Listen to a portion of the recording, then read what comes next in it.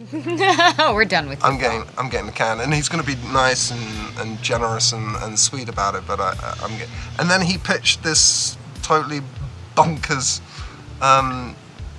TV show. I've always been hungry to lean into the comic book stories that we're leaning into in this show, and I didn't know if I'd have the opportunity to explore it, which is the reason why I wanted to be a part of the Avengers to begin with. When Joss asked me to, he said, look at these comics and tell me if you are interested.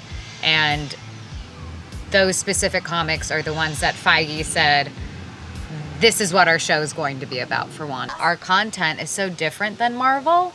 It's like a conversation of American sitcom through the decades with Marvel film, and they're constantly in dialogue with one another. So it's been really fun and different. Vision and Wanda found their own lane to swim in a really crowded, Yes. pool, and that was great. And then to be given this, and Lizzie said it right, this gift to be able to really explore these characters in detail, I think it's been wonderful. Where did you... Just all of us launching into this, and I was frightened. I hadn't been on stage or in front of an audience for ages, and the combined spirit just sort of really, I think, launched us into this space where we could just behave like idiots, and we really have.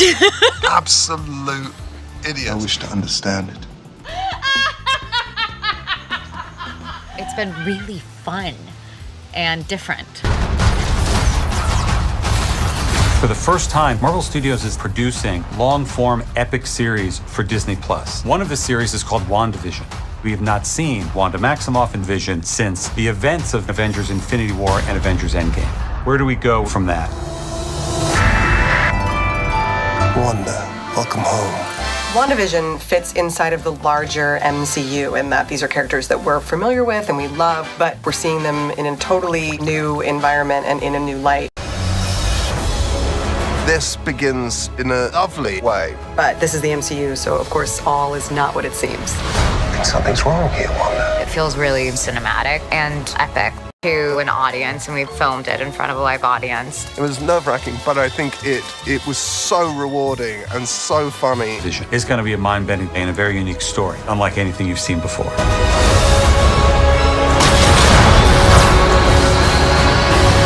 Wanda and Vision. Aren't we a five-pair? Good. One more, still rolling. Ready? After Endgame, we find Vision and Wanda in the 1950s in this sort of sitcom town. I think it's going to be a really fun surprise for the audience. The costuming on this is magnificent. The colors that we have to do for black and white, how it's different, it's just wild that you're thinking of those things. Mayas, the designer, is such a genius and such an artist. This has been an incredible project for me because it allows me to design costumes of many fashion eras. WandaVision is truly recreating the experience in those shows decade by decade. We're all just getting to really invest with wardrobe, hair, makeup, design, everything. It's been such an imaginative and fun project to work on.